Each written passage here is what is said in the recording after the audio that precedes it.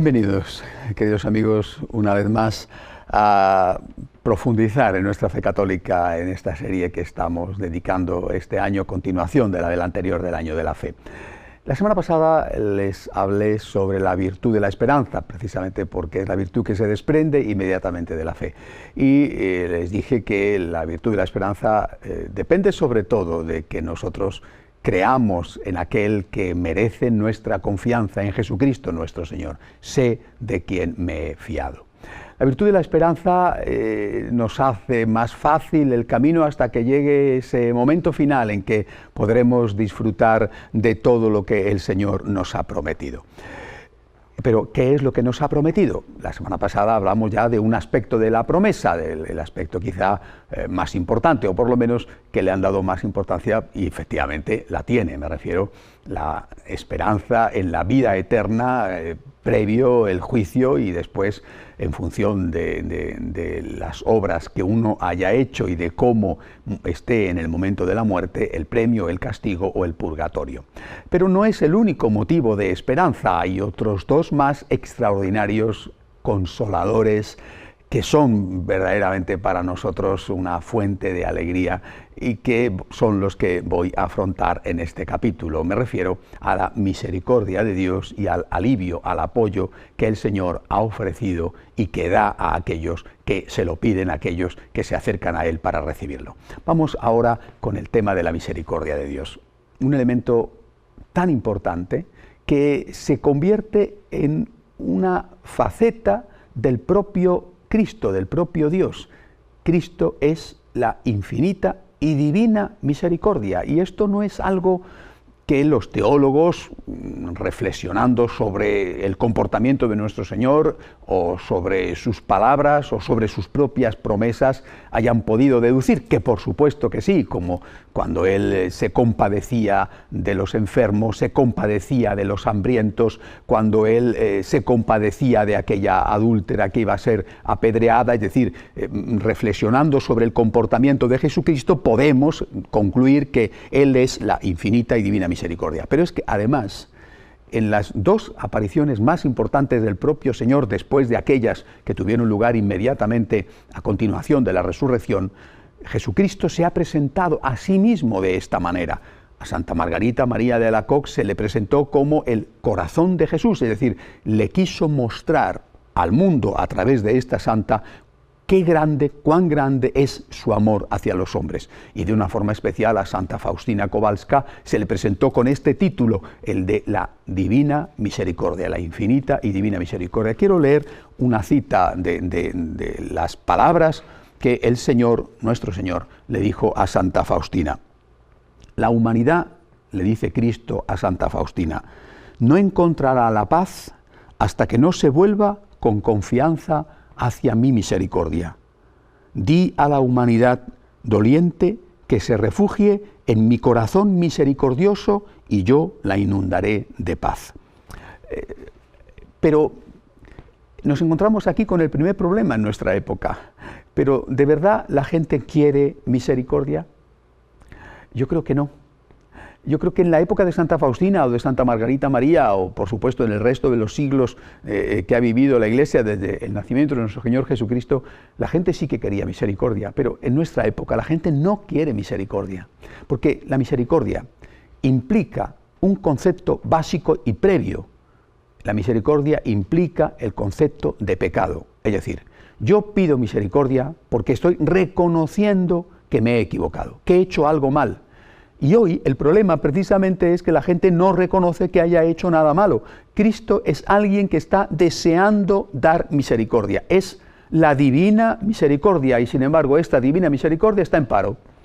¿Por qué? Porque la inmensa mayoría no acuden a Él a pedirle misericordia. Prefieren decir lo que he hecho no está mal antes que decir Señor, he obrado mal, perdóname. Si Dios al pecador le tratara con dureza, si Dios al que acude a Él diciendo he obrado mal, perdóname, le echara la gran bronca y le pusiera un castigo tremendo y una penitencia exagerada, no sé si más o menos merecida, podríamos decir, mira, es que es tan terrible Dios, tan terrible, que solamente de pensar en pedirle perdón ya me pongo a temblar. Pero no es así. Y por eso Cristo, en su vida, y después a través de sus apariciones a Santa Margarita María y a Santa Faustina, insiste en que Él es la misericordia, que cuando alguien le pida perdón no se va a encontrar con la gran bronca, se va a encontrar exactamente con aquello que el propio Cristo dijo en la parábola del Hijo Pródigo. Se va a encontrar con un Padre amoroso que sale a hacer la fiesta, la gran fiesta, al que viene, incluso en el caso de aquel hijo pródigo con motivos regulares, porque venía simplemente porque tenía hambre y no porque le dolía lo que le había hecho a su padre, pero da igual, Cristo le va a abrazar, le va a acoger, va a hacer la fiesta. Bueno, a pesar de eso, vivimos en una época tan ensoberbecida, tan endiosada, donde a través del relativismo, que es aquel pecado original que nos llevó a comer del árbol de la ciencia del bien y del mal, aquel pecado original que nos llevó a perder el paraíso, pues vivimos en una época donde los hombres piden tolerancia, no piden misericordia. Es decir, hoy los hombres lo que quieren es que te digan o que les digan: lo que tú has hecho está bien hecho, haz lo que tú quieras. No existe el bien ni el mal, no existe un concepto objetivo de la bondad y de la malicia, haz lo que tú quieras. Claro, esto no puede ser, porque no es verdad, simplemente, no porque la Iglesia no quiera que esto sea así, sino porque esto no es verdad. Es decir, el bien existe, el mal existe, hay cosas que son buenas y hay cosas que son malas, objetivamente buenas y objetivamente malas, y no porque la Iglesia lo diga, sino porque lo dice la propia realidad. Hoy hemos sustituido la realidad por el deseo. La realidad dice esto, pero a mí me gustaría que fuera de otra forma, y vivo como si lo que a mí me gustaría fuera real, pero después la realidad se impone tozudamente y nos pasa, de una manera a veces muy dura, nos pasa las facturas. La realidad existe. Si yo digo, bueno, a mí me gustaría que beber fuera una cosa estupenda que no me perjudica, y bebo, podré creérmelo, pero al final mi hígado me pasa la factura con la cirrosis. Si yo digo, bueno, a mí me gustaría que fumar fuera una cosa estupenda que no produce consecuencias, puedo decírmelo y creérmelo y decir estas tonterías de algo hay que morir y todo el mundo se muere alguna vez, y muy bien, puedo decírmelo y creérmelo, pero al final mis pulmones me pasan la factura con un cáncer. Es decir, puedo decir y creer, decirlo y llegar a creérmelo lo que yo quiera, pero la realidad es la que es. Y no lo es porque la Iglesia lo dice, es decir, el hígado no obedece a la Iglesia cuando presenta la cirrosis por exceso de alcohol. El pulmón no obedece a la Iglesia cuando presenta el cáncer por haber fumado. Obedece a la propia naturaleza. No es la Iglesia la culpable de la cirrosis o del cáncer de pulmón, es la propia naturaleza que se ha visto sometida a una vulneración de aquel principio natural que le permitía estar sano. Esto tenemos que entenderlo, repito, porque es fundamental en una época en la cual hemos transformado, hemos suprimido la realidad para sustituirla por nuestros deseos y hemos transformado nuestros deseos en derechos. El caos está absolutamente servido y nosotros, católicos, lo que decimos es no a la tolerancia, en el sentido de pretender que el bien no exista, que el mal no exista y que cada uno haga lo que le dé la gana, perjudique a quien perjudique. No a la tolerancia, no puedo tolerar el aborto, no puedo tolerar el terrorismo, no puedo tolerar el robo, no puedo tolerar el crimen, no puedo decir cada uno que haga lo que quiera. No puedo decir cada uno que haga lo que quiera cuando un señor pone una bomba, como por ejemplo ocurrió en el maratón de Boston. No puedo. Es decir, eso está objetivamente mal, no solo porque esté legalmente mal, sino porque está objetiva y moralmente mal, y no para un cristiano, sino para todo ser humano. Nosotros ofrecemos lo que Cristo ofrece, misericordia. Misericordia, es decir, ¿has hecho el mal? Reconócelo. Pide perdón y no te preocupes que no te van a echar la gran bronca, te van a recibir con los brazos abiertos, pero tienes que tener la humildad suficiente para reconocer que lo que has hecho está mal hecho. Y ahí es donde entramos ya en las condiciones para la misericordia.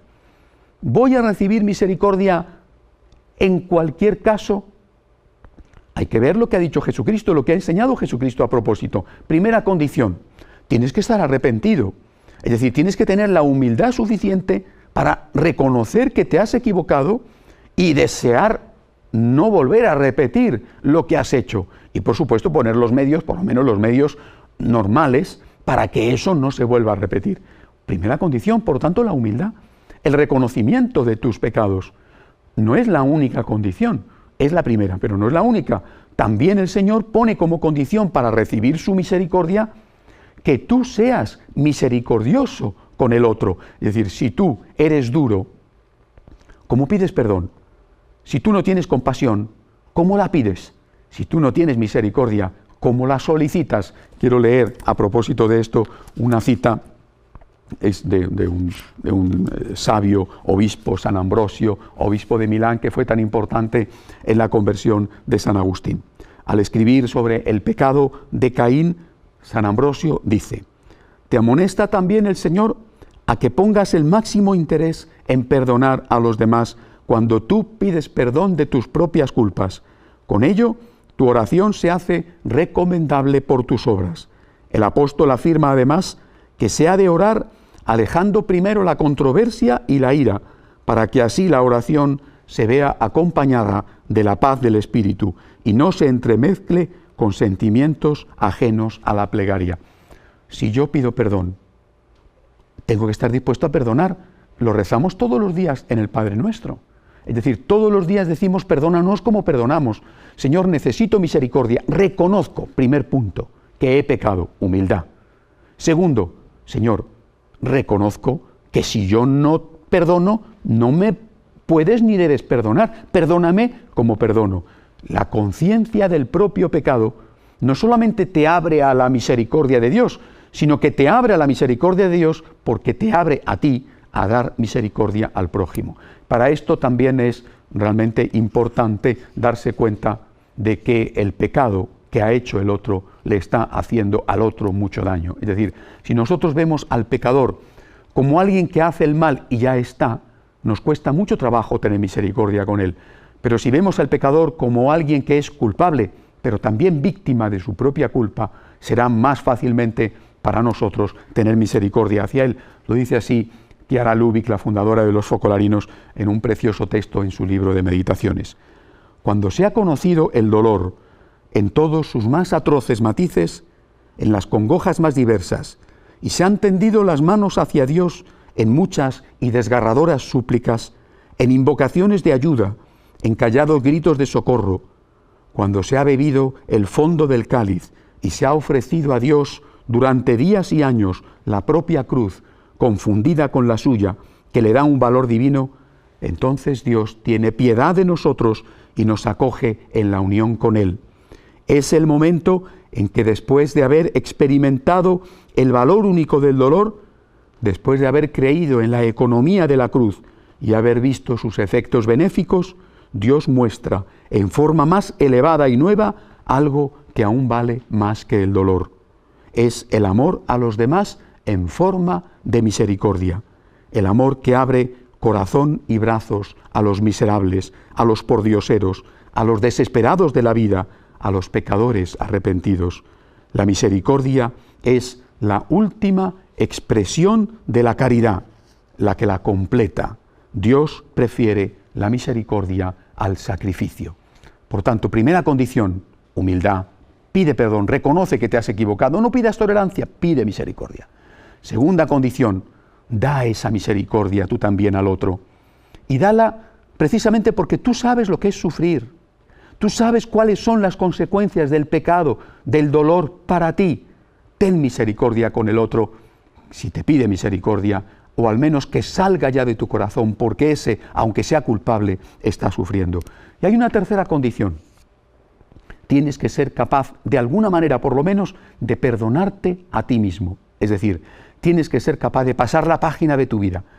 Has pedido perdón a Dios, tienes compasión con los demás, ahora pasa la página. No estés esclavo de tu propia historia y de tu propio pasado. Quiero leer aquí una preciosa cita de este sacerdote que fue un gran amigo mío, José Luis Martín Descalzo, que escribe precisamente sobre esto diciendo: el mundo está lleno de gente encadenada al miedo de su propio pasado, incapaces de trotar hacia el futuro, porque les espantan los recuerdos que no les dejan ser lo que son. Me asombra encontrar a tantísimos cristianos que confunden el arrepentimiento con la morbosidad, que viven revolviendo los excrementos de su alma con el palito de la memoria y que se creen que con ello hacen un homenaje a Dios. El arrepentimiento en el Evangelio es algo infinitamente más sencillo, un giro de página y un comenzar una nueva andadura, no un pasarse la vida restregando ante Dios unos gritos de piedad por algo que Dios olvida en el primer instante en que alguien le dice lo siento. Condiciones, por lo tanto, de la misericordia: pide perdón, da perdón y date a ti mismo la oportunidad de volver a empezar. Nos falta todavía el otro contenido de la virtud de la esperanza, el alivio, la ayuda que Dios da a todos aquellos que se la piden para la difícil marcha de la vida. Volvemos en un instante y meditamos sobre ello.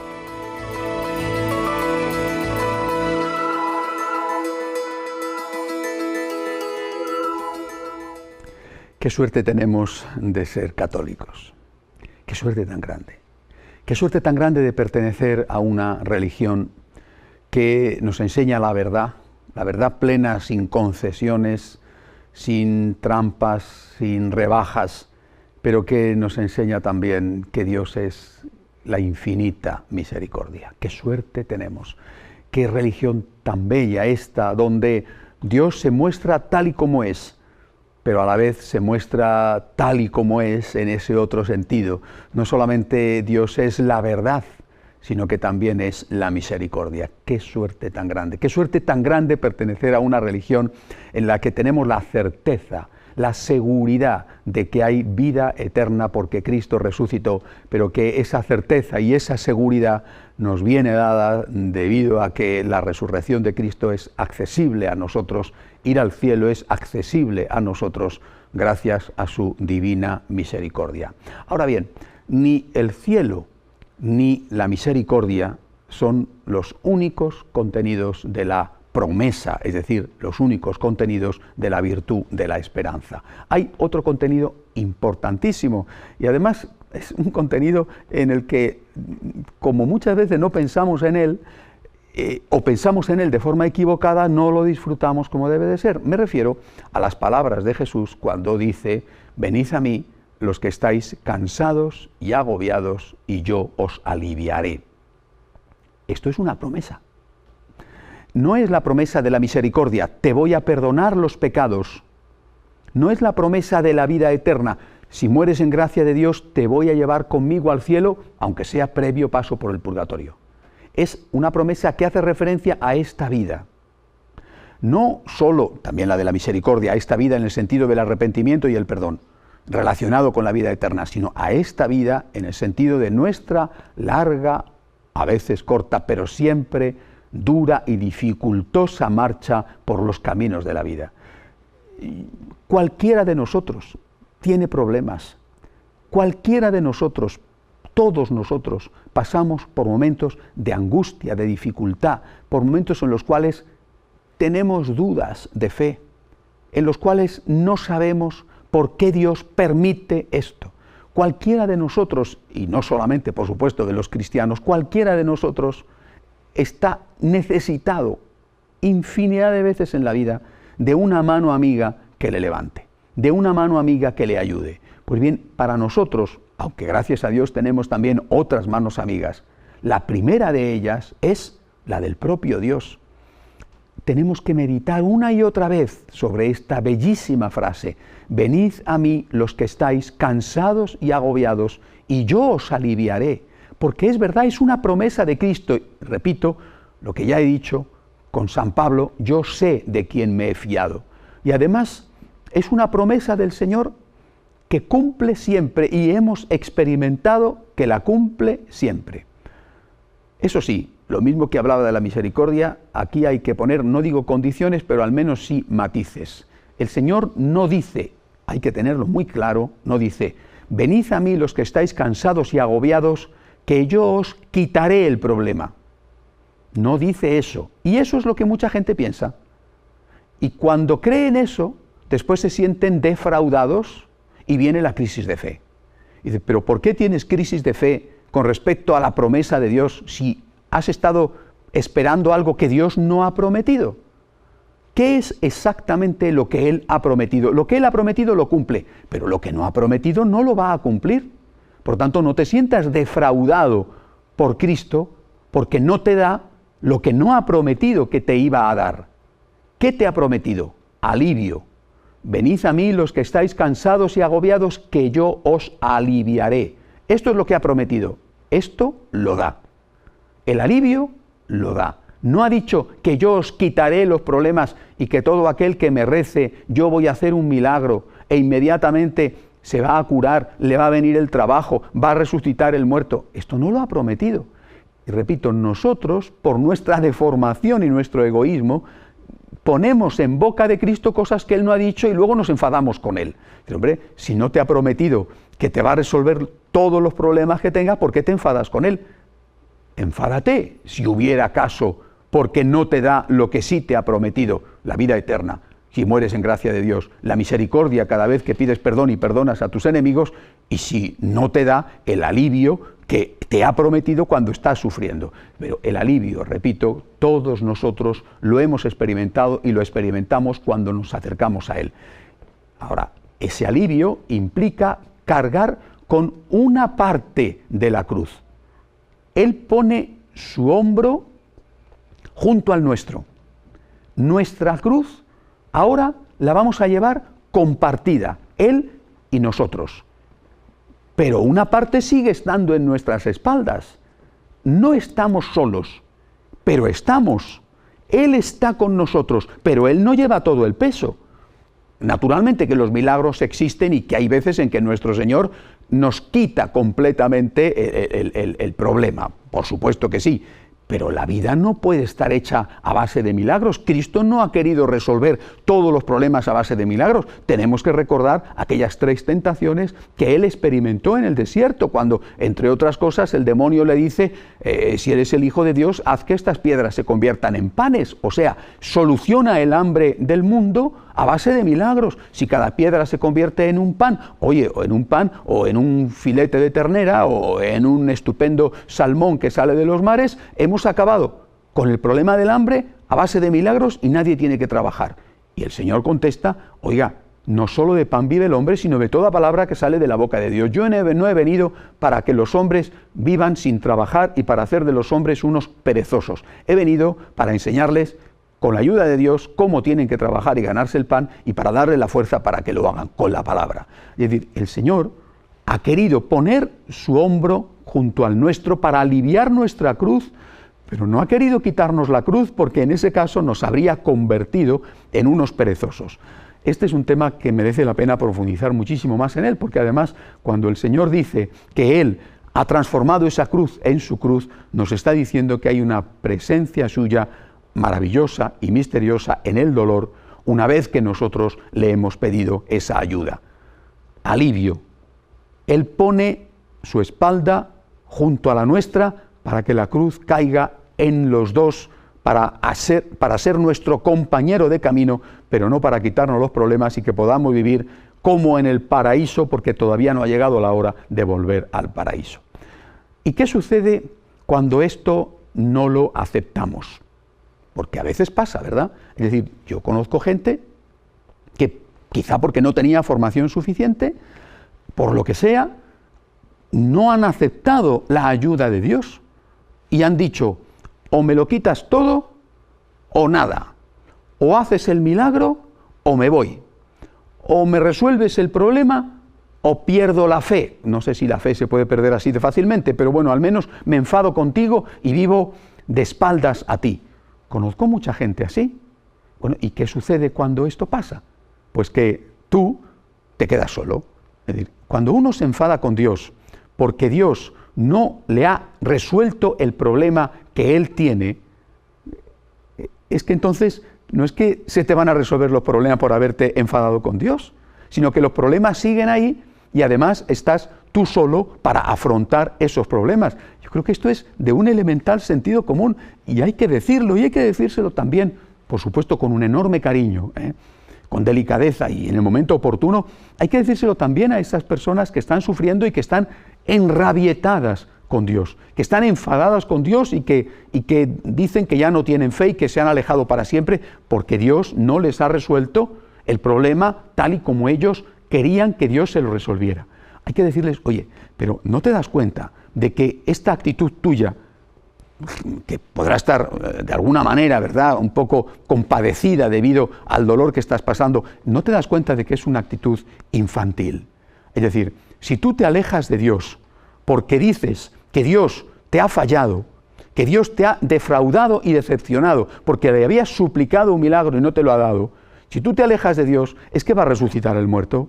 ¿Es que te vas a curar? ¿Es que te va a venir el trabajo a casa?